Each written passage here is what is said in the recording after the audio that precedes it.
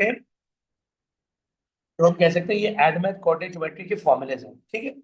या आप कह सकते हो एएस के फॉर्मूलेज हैं।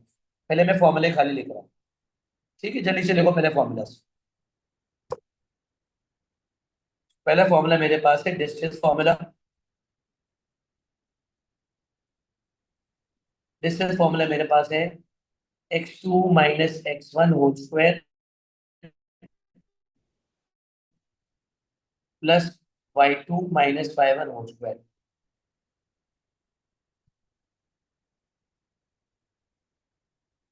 उसके बाद है,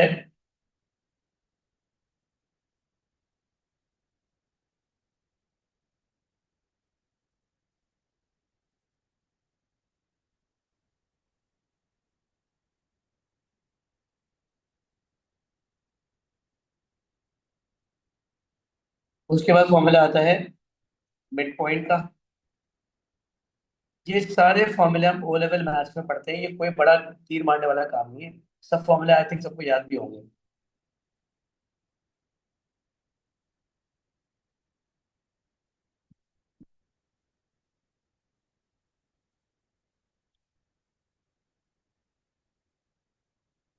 उसके बाद ग्रेडियंट का formula,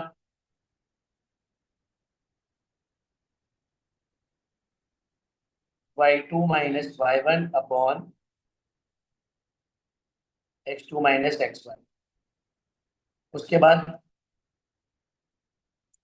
concept of axis.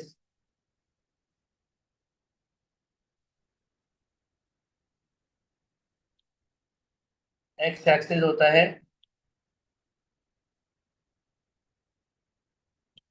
Y axis होता है 0, 1। ठीक है भाई, सब कॉपी कर चुके हैं, साथ साथ चलते जाओ भाई।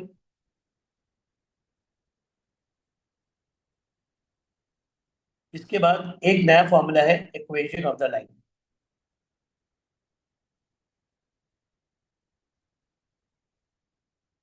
सारे बच्चे ओ लेवल मैथ पढ़े हुए, ठीक है।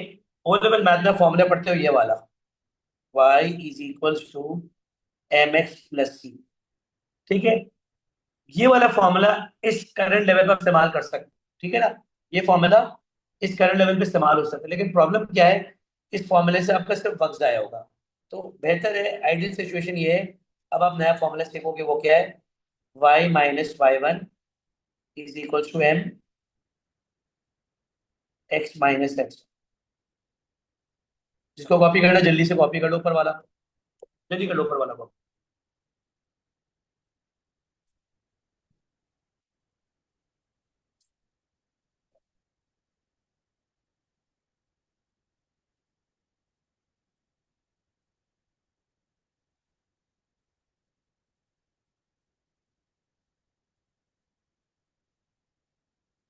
ठीक है, ये हो गया equation of the line.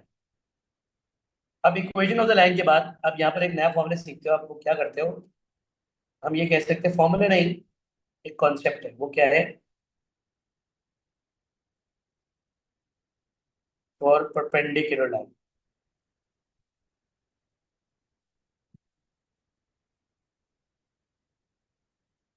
m1 × m2 = -1, ये फॉर्मूला है, याद रखना है।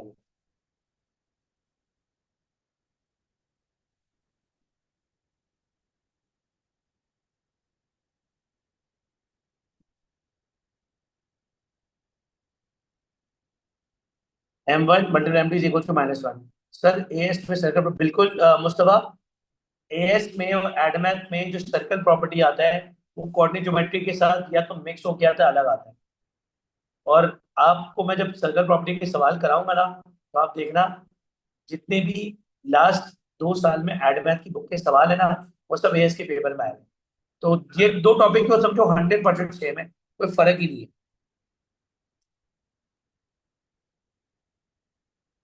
फॉर पैरेलल लाइंस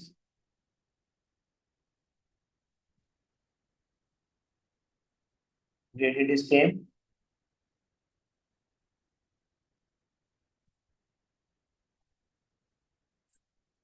अच्छा, एरिया, एरिया में निकालता हूँ हीरो फॉर्मूले से। हीरो, मैं इसको हीरो फॉर्मूला बोलता हूँ, मतलब कुछ लोग इसको मॉड्यूलस मेथड भी कहते हैं, बात एक ही है। ए बी सी, पहला पॉइंट रिपीट होता है, लिखा ऐसे जाता है, x1 y1, x2 y2, x3 y3, x1 y1। ठीक है, मैं रिपीट भी करता हूँ बाद में, कि जो जो मैं आपको लिखवा रहा हूँ मैं और चीजें बीच में बढ़ते जाऊंगा, लेकिन मैं साथ साथ लिखवाते जाऊंगा। अब हमारा जो proper full fledge coordinate geometry अब स्टार्ट होने लगा है, तो ये हर बच्चा ध्यान से देखेगा। ठीक है, इसके अंदर मैं आपको कुछ थ्योरी करवा रहा हूँ। इस थ्योरी का बेसिकली मकसद क्या होता है, पेपर में इस थ्योरी के अकॉर्डिंगली ही इसी पैटर्न पे सवाल आता है। अगर आपने थ्योरी प्रॉपरली तमीज से समझ ली है, तो आप पेपर में इसको बहुत आराम से रिलेट कर सकते हो, आपको लगेगा यार एग्जैक्टली यही चीज सवाल में पूछी गई है। थ्योरी इज बेसिकली सिचुएशन जो पेपर में आती है। सिचुएशन नंबर वन, जैसे find equation of the line which passes through the point A 2, 1 and B 5, 4। ठीक है भाई, find equation of the line which passes through the point A 2, 1 and B 5, 4। अब ये ध्यान से देखना, मैं जो चीज आपको समझाने लगा हूं, मैं कोशिश करूंगा वर्ड प्रॉब्लम की तरह उसको डायग्राम में कन्वर्ट करूं। वाई? बिकॉज हमारे पास पेपर में अगर वर्ड प्रॉब्लम बना हुआ आता है, उसको डायग्राम में कन्वर्ट करो, क्योंकि डायग्राम से सॉल्व करने में सवाल आसानी हो जाती है। फॉर एग्जाम्पल, अगर आपके पास डायग्राम बना हुआ आता है, लेकिन अगर आपको लॉजिक पता है, तो उस डायग्राम को अपनी वर्डिंग में कन्वर्ट कर सकते हो, समझ सकते हो यार यहाँ पर ये चीज मांग रहा है, यहाँ पे वो चीज मांग रहा है। तो डायग्राम्स सबसे आसान होते हैं, सबसे इजी तरीका होता है डायग्राम की सॉल्व करो, लेकिन आपको लॉजिक्स पता होने चाहिए, कौन सी चीज कब कहाँ पे लग रही है। अब इस कहानी का जो पर्पल कलर से लिखा हुआ है, इसका मतलब ये है कि ए आ रहा है मेरे पास 2, 1, बी आ रहा है मेरे पास 5, 4।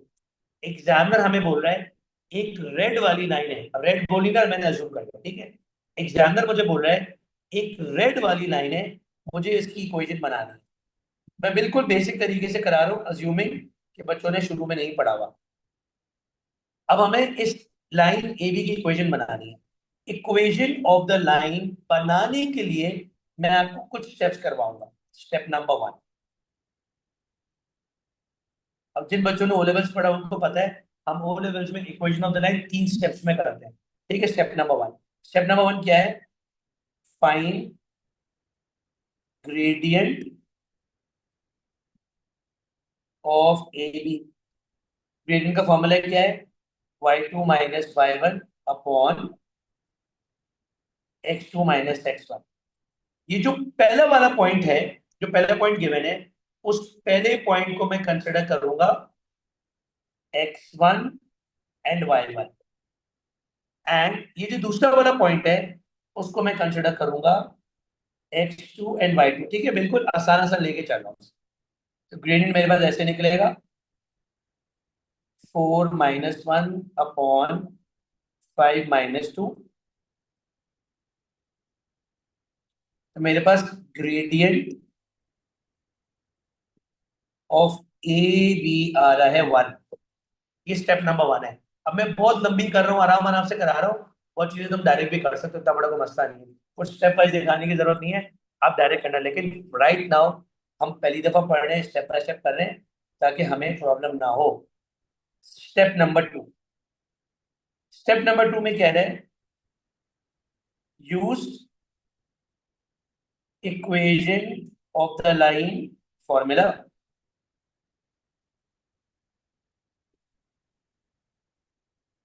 अब equation of the line formula क्या है, मैंने आपको अभी ऊपर लिखवाया।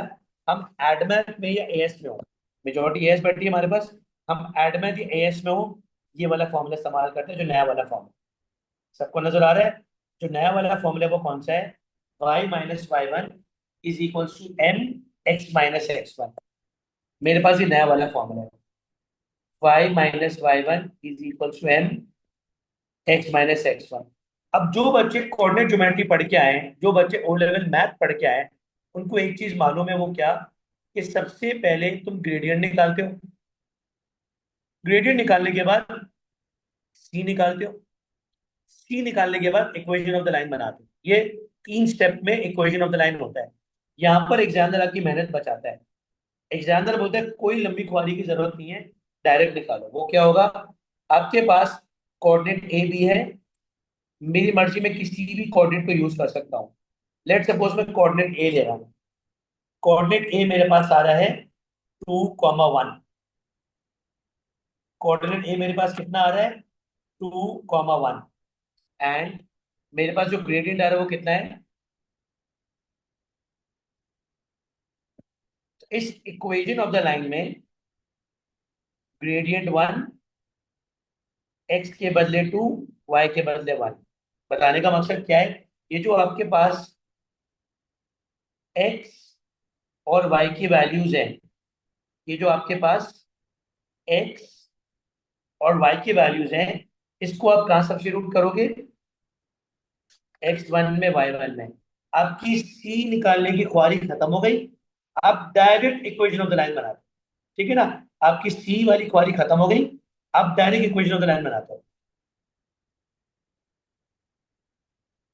तो मैं इसको ऐसे लिखूंगा,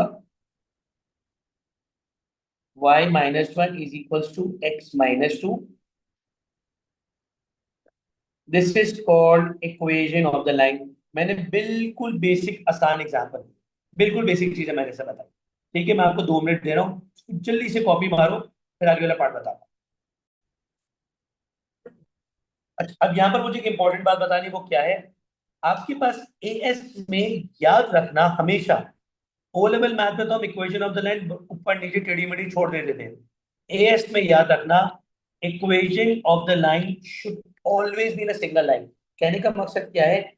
आपका जो इक्वेशन ऑफ द लाइन का आंसर है, that can not be in fraction. मेरे पास जो भी इक्वेशन ऑफ द लाइन होगी वो हमेशा सिंगल लाइन में आएगी। एलसीएम लो, क्रॉस मल्टीप्लाई करो, जो करना है करो, लेकिन आप सिंगल लाइन में लेके आओगे। ये जो हमने नया फॉर्मूला सीखा है, इस फॉर्मूले की खास बात यही है, एक तो आपकी मेहनत बचती, नंबर 1। नंबर 2, आप कुछ भी करो हमेशा आपका आंसर इवेंचुअली स्ट्रेट लाइन में आता है। तो आपके पास ये फायदा हो जाता है, आपकी मेहनत बच जाती है। ठीक है, चलिए आगे जाते हैं। अब थ्योरी नंबर 2। थ्योरी 1 क्या थी? Simple equation of the line. Theory number 2,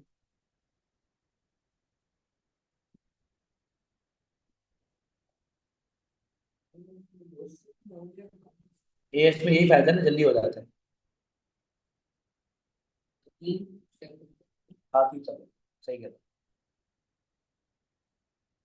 find equation of the line,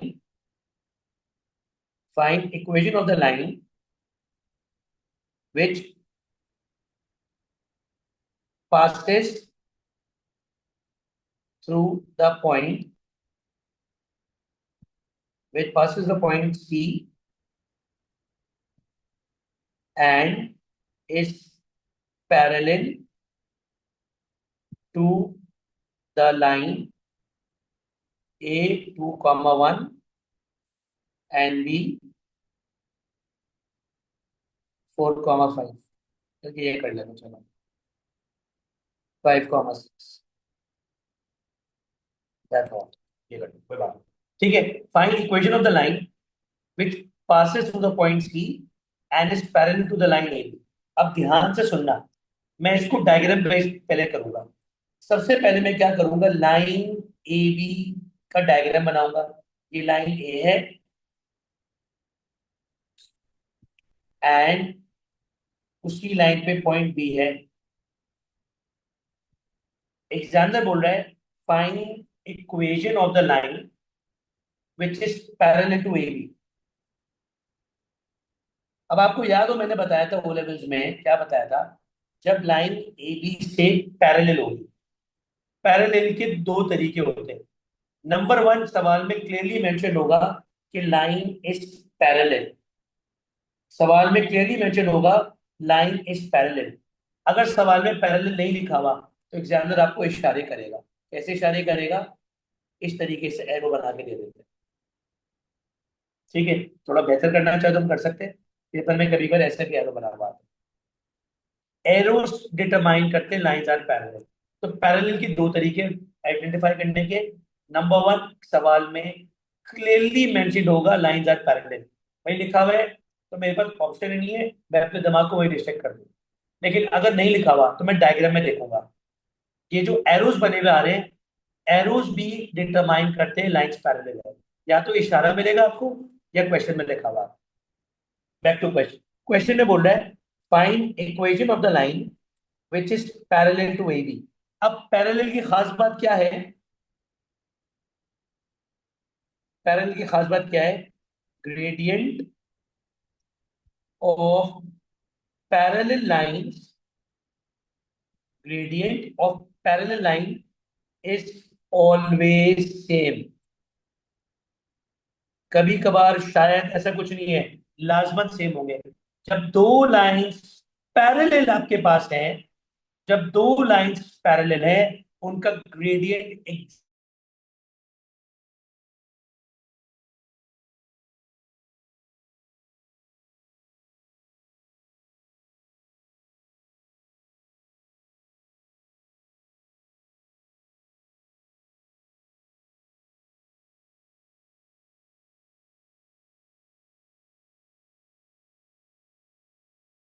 parallel होती हैं, उनका ग्रेडियंट एग्जैक्टली सेम होता है।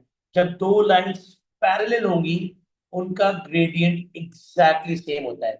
अब मैं यहाँ पे फिर अपना पुराना तरीका लेके आऊंगा। वो क्या है? Step number one.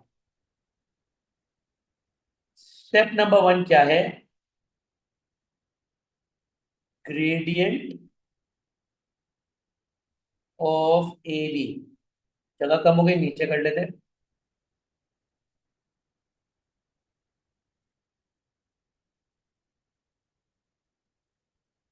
Gradient of A B, step number one.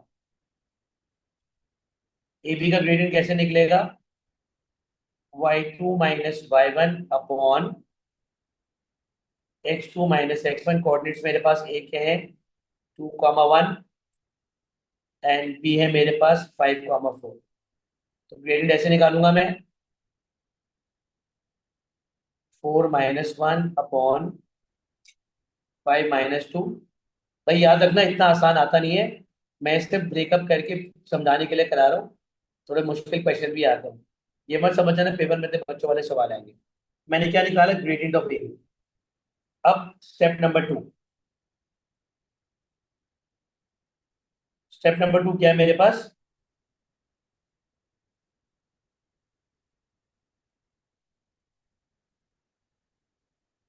Step number two में मैं क्या करूंगा? ग्रेडियंट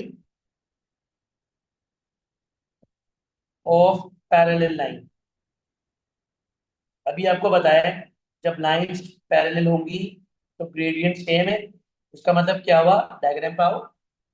वो लाइन, लाइन L2 जो सी से पास हो रही है, वो लाइन, जो लाइन L2 है जो सी से पास हो रही है, उसका ग्रेडियंट 1 होगा। पहले वाले का भी 1 था, दूसरे वाले का भी 1। ठीक है यहाँ तक? नॉर्मली पेपर में फ्रैक्शन वाले आते हैं, लेकिन मैं सिर्फ रूल सिखाने के लिए आसान वाले निकल चल रहा हूँ। वो लाइन जो आपके पास line one line two parallel है, उनका ग्रेडियंट सेम होगा। तो लाइन L2 का ग्रेडियंट 1 आ रहा है। स्टेप नंबर थ्री,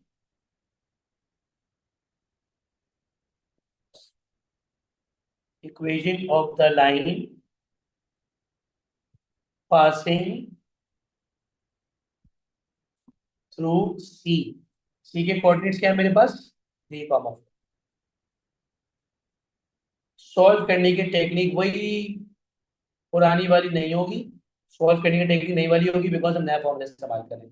अच्छा, ये वाला फॉर्मूला ओ लेवल्स में नहीं इस्तेमाल होता, ठीक है ना? हम खाली एड में एस में लगाते हैं फॉर्मूला। फॉर्मूला क्या है मेरे पास?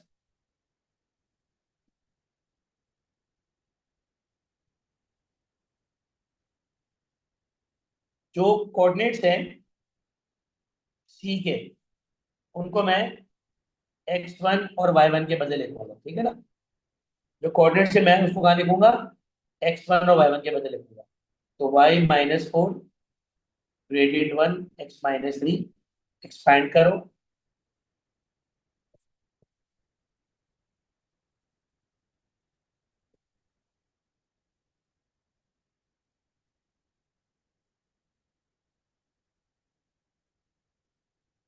This is equation of the line passing through C. हाँ जी, यहाँ तक क्लियर है? किसी बच्चे को कोई पार्ट पूछना है? ऑल सेट, किसी को मसला तो नहीं हो रहा? चलो अगले वाले पार्ट पे जाते हैं, which is theory number 2। Copy करना है, कॉपी मारना। ये मेरे हिसाब से इंपॉर्टेंट है। ये आई एम श्योर अपने ओ लेवल्स में पढ़ी होगी,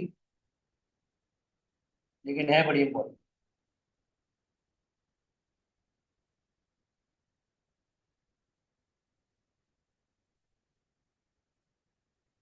find equation of the line passing through C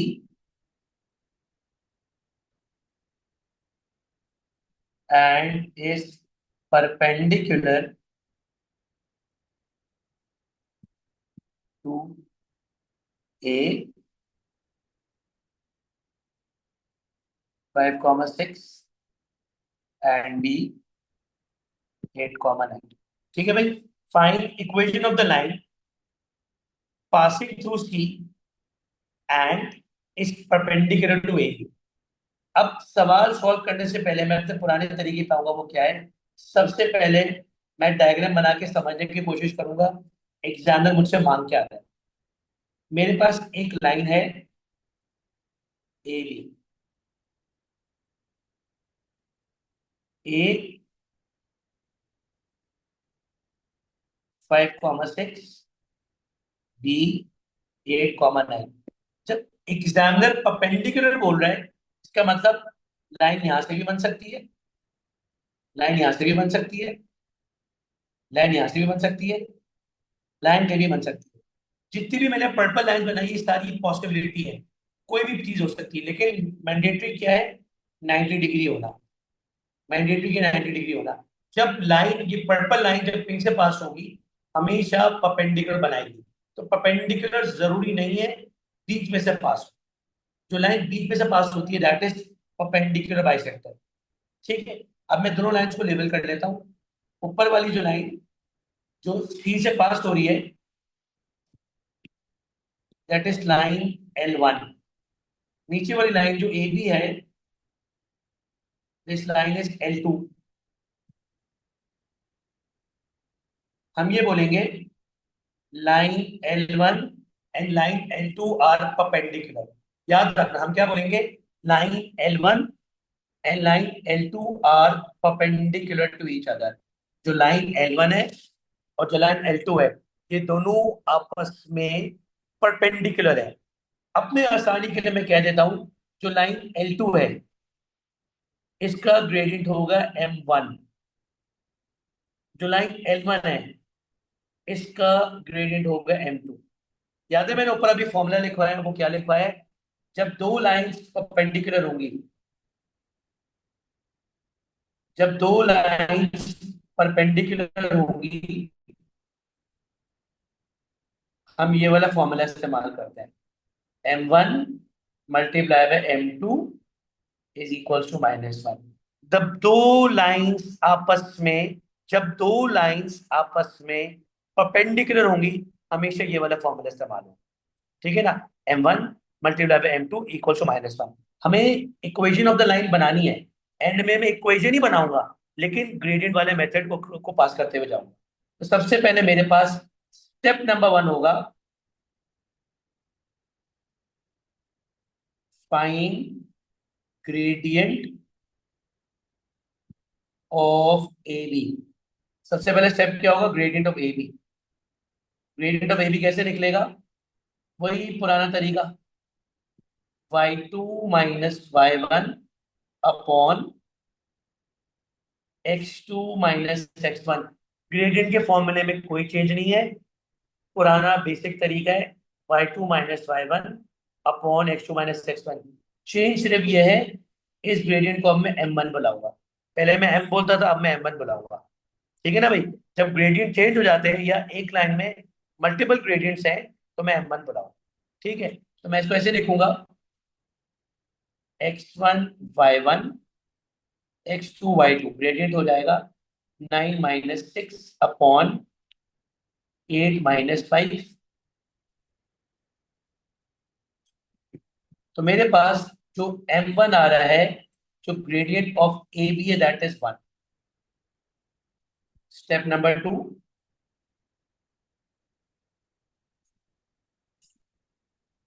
now find gradient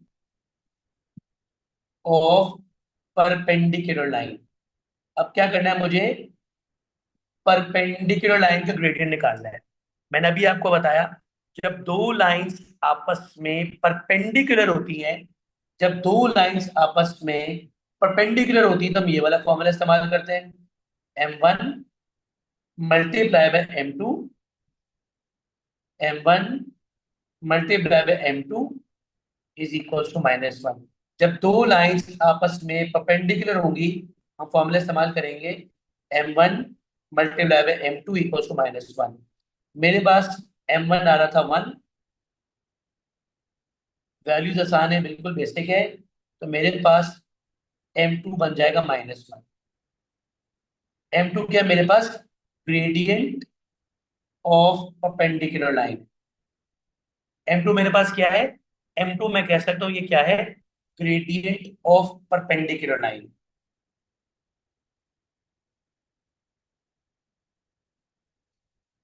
अब डायग्राम पे वापस आओ, गौर से देखो डायग्राम को। जब हम डायग्राम को गौर से देखते हैं तो आपके पास M1 क्या था, 1। मेरे पास M2 क्या आया, -1। किसी भी इक्वेशन ऑफ द लाइन को बनाने के लिए आपको दो चीजें रिक्वायर्ड होती है। वो क्या होती है, ग्रेडियंट चाहिए होता है और कोऑर्डिनेट चाहिए होता है। किसी भी लाइन की इक्वेशन बनानी हो तो मेरे पास दो चीजें चाहिए, ग्रेडियंट चाहिए, कोऑर्डिनेट चाहिए। कुछ बच्चे इसको स्कूल में रेसिप्रोकल ग्रेडियंट भी कहते हैं, बिल्कुल कह सकते हैं, डेफिनेटली कह सकते हैं, सही है, अलाउड है। मैं सिखा रहा हूँ तो मैं स्टेप बाय स्टेप लेके चल रहा हूँ। लेकिन जाहिर बात है, पेपर में हमें वक्त बचाना है, स्टेप छोटे मोटे अवॉइड करने हैं, तो वहां पर हम क्या करेंगे, वहां पर हम डायरेक्ट करेंगे और वहां पर हम ये लिखेंगे कि रेसिप्रोकल ग्रेडियंट होगा। लेकिन बात वही है, चीज वही है, सिर्फ नाम बदल दिया गया है। ठीक है, हम क्या करेंगे, रेसिप्रोकल ग्रेडियंट भी कह सकते हैं। तो मेरे पास गौर से देखो, जो लाइन L1 है, जो मेरे पास लाइन L1 है, उसका कोऑर्डिनेट मालूम है आपको, उसका ग्रेडियंट पता है। अब मैं इसकी इक्वेशन ऑफ द लाइन बनाऊं, मैं क्या करूंगा, इक्वेशन ऑफ द लाइन बनाऊं। Step number 3,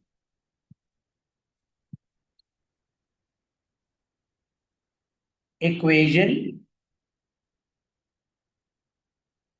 of the perpendicular line. Step number 3 क्या है, परपेंडिकुलर लाइन की इक्वेशन बनानी है। स्टेप नंबर 3 मेरे पास क्या है, इस परपेंडिकुलर लाइन की इक्वेशन बनानी है।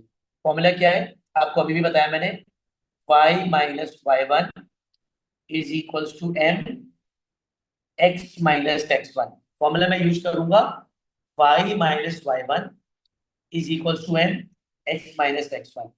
मेरे पास ग्रेडियंट -1 है, जो कोऑर्डिनेट्स होंगे वो y1 और x1 के बदले लगेंगे। मैं कोऑर्डिनेट इस्तेमाल करूंगा c का। डायग्राम में देखो, बिकॉज मैं लाइंस L1 की इक्वेशन बना रहा हूँ, मैं परपेंडिकुलर लाइन की इक्वेशन बना रहा हूँ, मैं उस लाइन की इक्वेशन बना रहा हूँ जो C3,4 से पास हो रही है। ठीक है, डायग्राम पे आ जाओ, आप डायग्राम से आके सवाल पे आओ। सी मेरे पास है 3,4, तो y - 4 x - 3।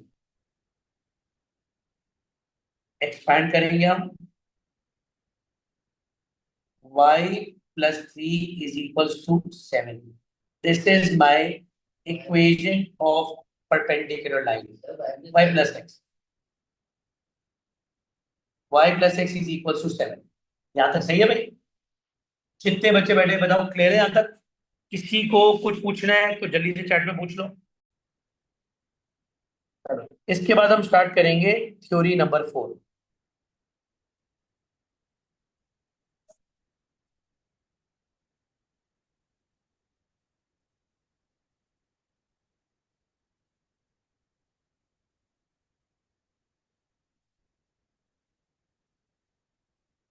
Find equation of the perpendicular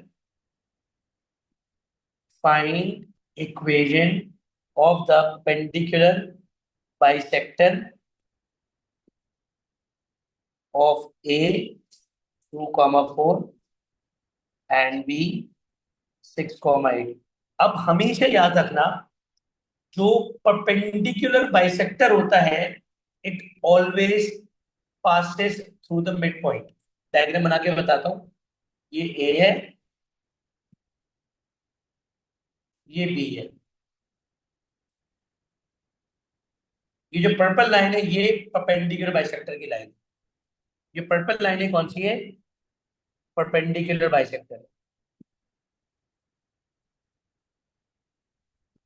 perpendicular bisector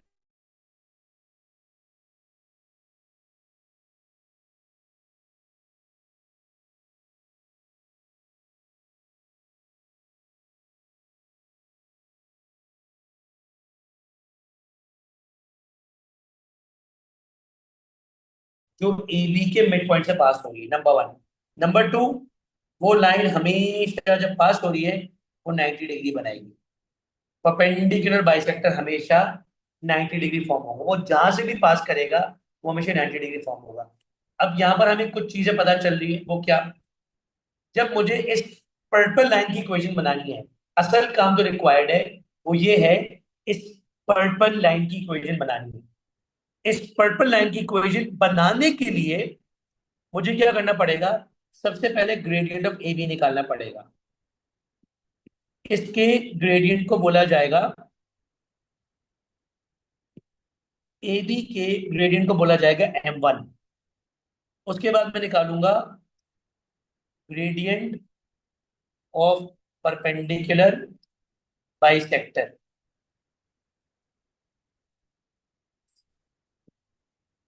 इसको बोला जाएगा m2। पहले मैं दो चीजें निकालूंगा, m1 m2 निकालने के बाद mid point of A B. अब 2 मिनट पहले मैंने बताया था, इक्वेशन बनाने के लिए दो चीजें चाहिए। Number 1 gradient, number 2 coordinate. अभी जो पर्पल वाली लाइन है, ये जो परपेंडिकुलर बाइसेक्टर आपको नजर आ रहा है, इस परपेंडिकुलर बाइसेक्टर पे आपको पॉइंट मिलेगा, वो मिड पॉइंट है, और ग्रेडियंट m2 होगा। तब जाके मेरे पास बाइसेक्टर की इक्वेशन बनेगी।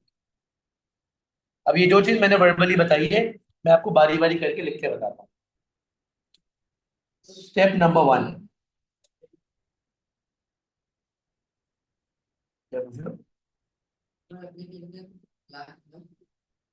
Gradient of perpendicular. मैं लिख देता हूँ वापस। स्टेप नंबर 1, स्टेप नंबर 1 मेरे पास क्या है? Gradient of A B 2,4 and 6,8। Gradient हो जाएगा 8 - 4, 6 - 2, 4/4। मैंने जानबूझ के आसान रखे वैल्यूज, ये मत समझना कि ग्रेडियंट 1 ही आता है हमेशा, सही ना? स्टेप नंबर 2,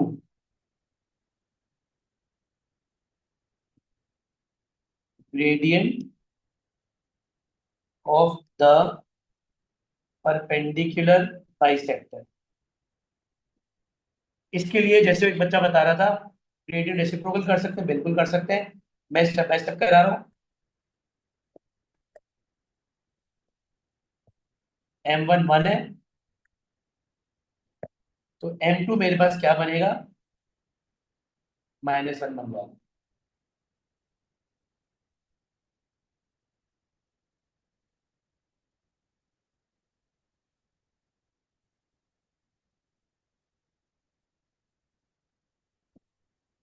ठीक है, जो m2 होगा मेरे पास -1 बन जाएगा।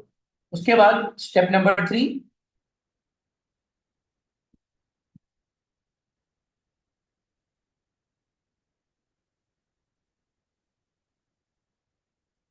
Mid point of A B. Mid point of A B क्या हो जाएगा मेरे पास?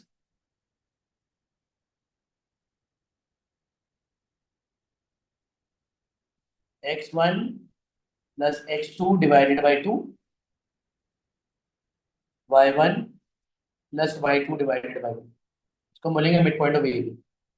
अब ए बी के कोऑर्डिनेट्स हैं 2, 4, 6, 8।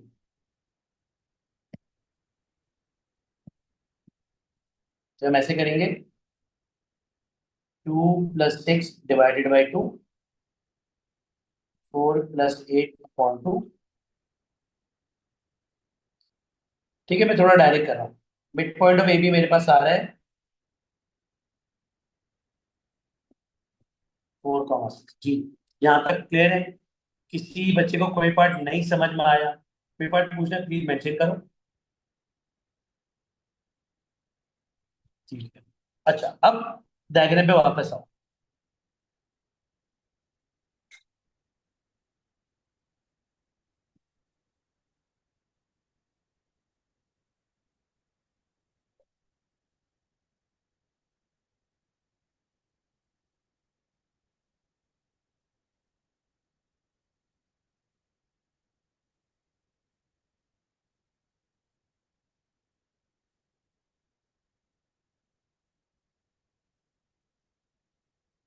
अब इस पर्पल लाइन को गौर से देखो। इस पर्पल लाइन को गौर से हम देखते हैं तो मुझे इसकी इक्वेशन बनानी है। सवाल में बोल रहा था मुझे ऐसी इक्वेशन बनानी है जो ए बी के मिड पॉइंट से पास हो रही है, and that equation is a perpendicular line. Basically इसका मतलब होता है perpendicular bisector of A B, वो लाइन जो ए बी के मिड पॉइंट से पास हो रही है और वो परपेंडिकुलर लाइन। अब जब पर्पल लाइन की मैं इक्वेशन बनाने बैठा हूं, जब मैं परपेंडिकुलर बाइसेक्टर की इक्वेशन बनाने बैठा हूं, तो मेरे पास रेड कलर का कोऑर्डिनेट है which is mid point of A B, और m2 मेरे पास ग्रेडियंट है। जब मेरे पास ग्रेडियंट भी है, जब मेरे पास कोऑर्डिनेट भी है, मैं डायरेक्ट इक्वेशन बनाऊंगा। अब आ जाएगा step number 4।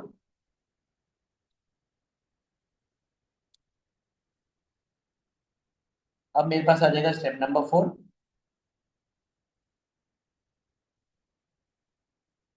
Equation of the perpendicular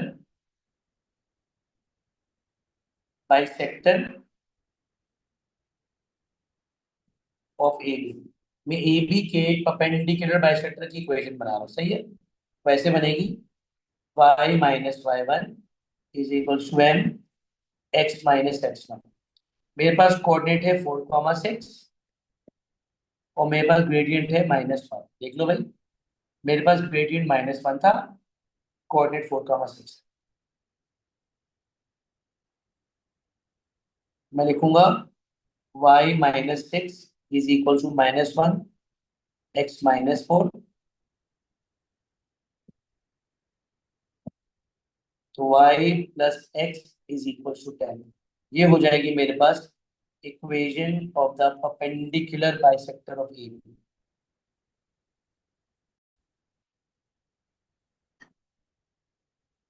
theory number 5।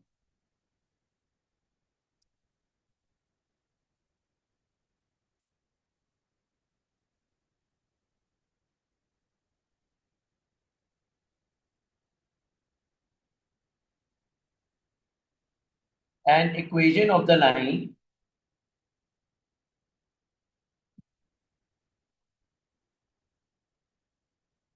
2x + 3y is equals to 12 passes through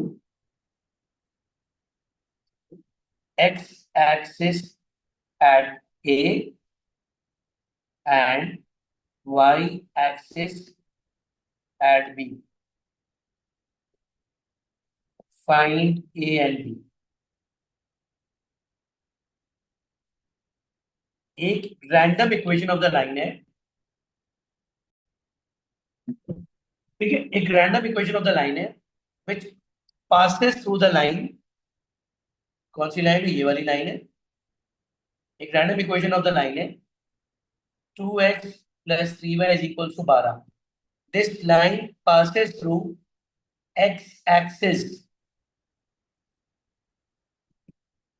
eight A, इसका मतलब है x comma zero. Y axis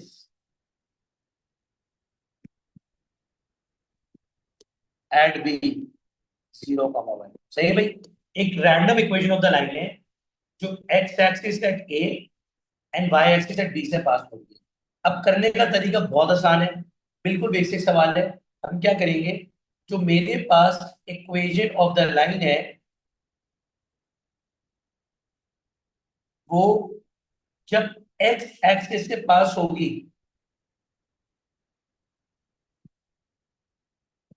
जब equation of the line x axis से पास होगी, उस इक्वेशन में मैं क्या करूंगा, मैं ये करूंगा, वाई के बदले जीरो रखूंगा।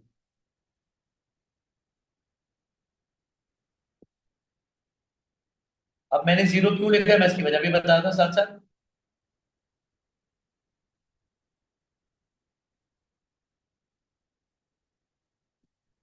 जब ये लाइन वाई एक्सिस से पास होगी तो एक्स के बदले जीरो आएगा।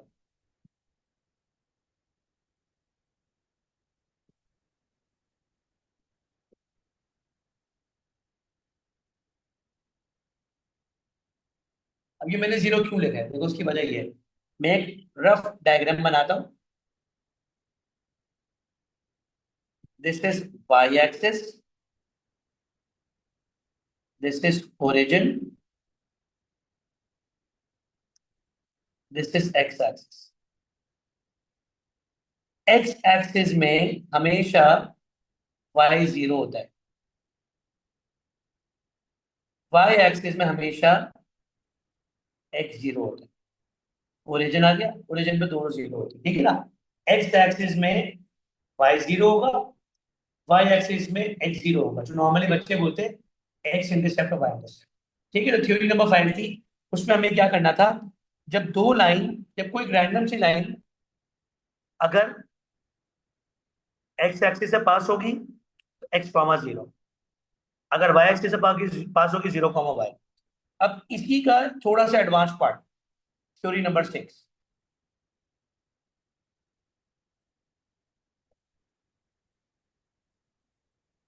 Find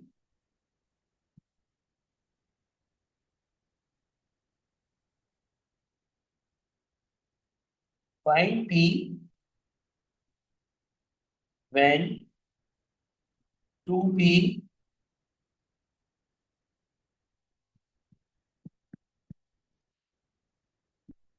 passes through a line to a,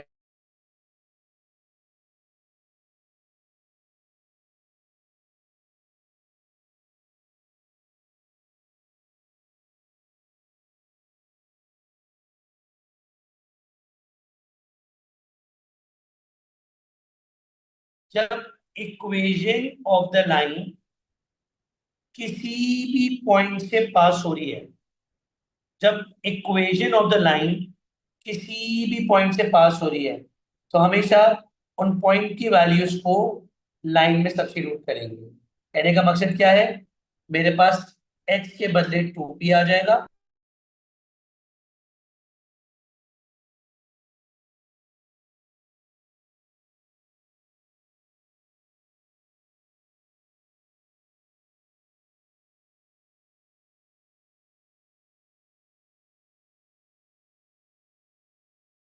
इस तरीके से होगा।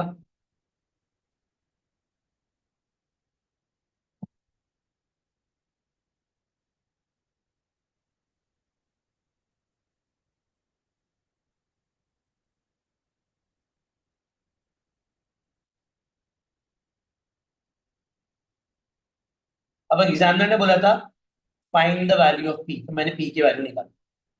यहाँ तक सही है भाई। फाइंड द वैल्यू, पी हो जाएगा माइनस। इधर तक क्लियर है, किसी को कोई पार्ट में प्रॉब्लम तो नहीं हो रही। चलो इसके बाद आ जाते हैं थ्योरी नंबर 7।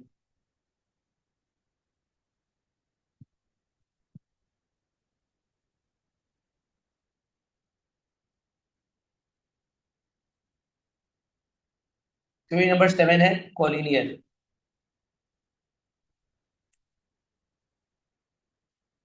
कॉलिनियर किसको कहते हैं? when three points are on a straight line, this is called collinear. When 3 points are on a straight line, this is called collinear. For example, A, B, C. अब बच्चे अक्सर mid point से determine करते हैं, भाई mid point नहीं होता, ये आगे पीछे हो सकते हैं। इसका रूल क्या होता है? रूल ये होता है,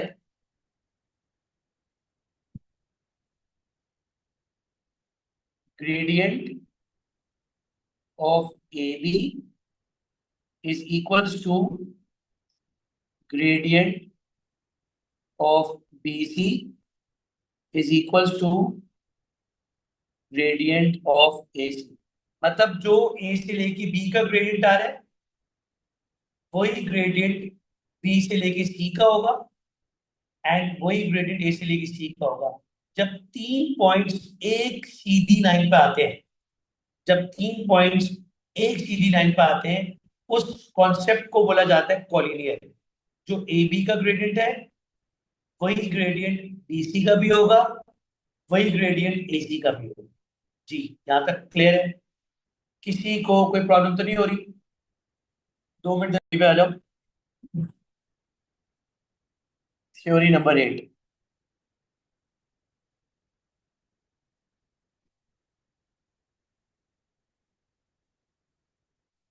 एरिया। फॉर एग्जाम्पल आपके पास कोऑर्डिनेट्स आते हैं ए 1,2, बी 4,3, सी 6,1। ये मैंने रफ डायग्राम खुद का बनाया है, तो कोई लॉजिकल रीजन मतलब मत ढूंढना, सही है? मेरे पास लेट सपोज एक ट्राइंगल है। एग्जामिनर मुझे बोलता है इस ट्राइंगल एबीसी का एरिया निकालो। याद रखना जो कोऑर्डिनेट्स आप लिखोगे वो सीक्वेंस वाइज होगा, क्लॉकवाइज होगा। ट्राइंगल में तो सीक्वेंस का मसला नहीं होता, लेकिन क्वाड्रिलेटरल में मैटर करता है। अब एरिया निकालने का तरीका क्या है?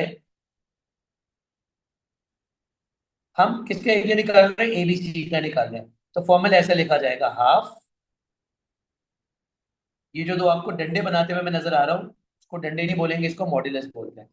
हाफ ए बी सी और ए, जो भी कोऑर्डिनेट्स आपके पास है पहले वाला रिपीट होता है। अभी ट्राइंगल था, ए बी सी पहले वाला रिपीट। लेट सपोज चार होते हैं, ए बी सी डी चार होता है, तो ए बी सी डी फिर पहले वाला रिपीट। जो पहला कोऑर्डिनेट है वो लास्ट में रिपीट होता है। अब इसको जल्दी से कॉपी मारते हैं। ए की वैल्यूज है 1 2, ऐसे लिखा जाता है x1 y1, x2 y2, x3 y3, x1 y1।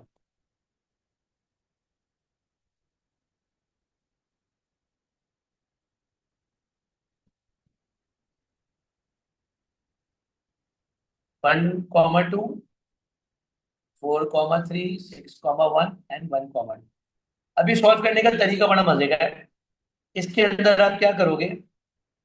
बाहर तो हाफ लिखा हुआ है, इसको नहीं छेड़ना। ये मॉडुलस वाले डंडे, इसको भी मत छेड़ना। अब आप करोगे डायगोनल्स के थ्रू मल्टीप्लाई, इसको कहते हैं डायगोनल्स मल्टीप्लीकेशन। 1 × 3 +4 × 1 +6 × 2। हम डायगोनल्स को मल्टीप्लाई कराते हैं। -2 × 4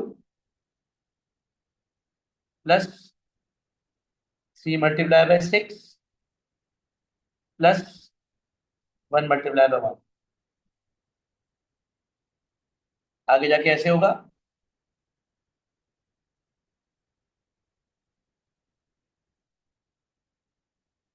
3 + 4 + 12,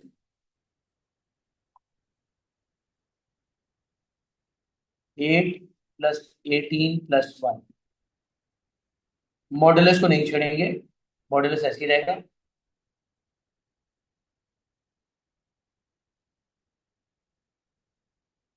16 और 19, 8 + 18 हो जाएगा 26, 27। ठीक है, कोई प्लस माइनस की मिस्टेक को मुझे बताना। अब मेरे पास जो आंसर आ रहा है वो आ रहा है 9 और 2 कितना बन रहा है, -8 आ रहा है। अभी जो मॉड्यूलस के जो डंडे बने हुए हैं, इसका मेन मकसद होता है साइन को न्यूट्रल बनाना। तो जो नंबर बाहर निकल के आएगा वो लाजमन पॉजिटिव ही होगा।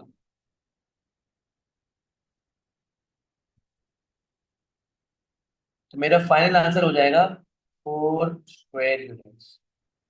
ठीक है।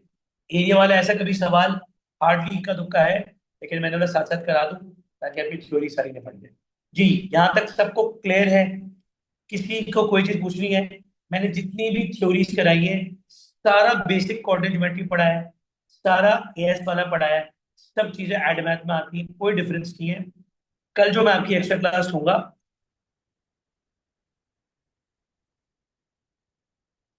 Sir could you please repeat again? चलो पहले रिपीट कर लेते हैं, बाद में बात करते हैं।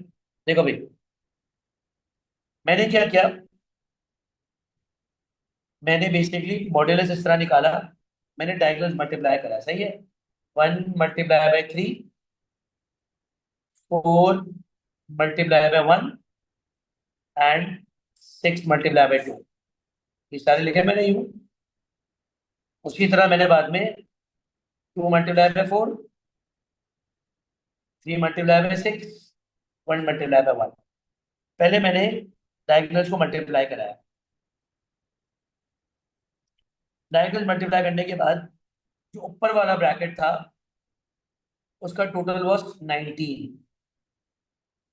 जो नीचे वाला ब्रैकेट था उसका टोटल वॉज 27। तो 19 - 27 -8 होता है।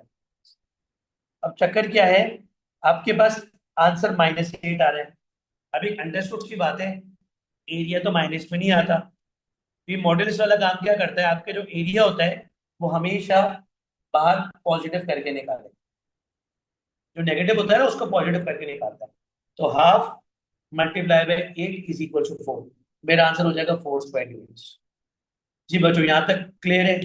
किसी को कुछ पूछना तो नहीं है?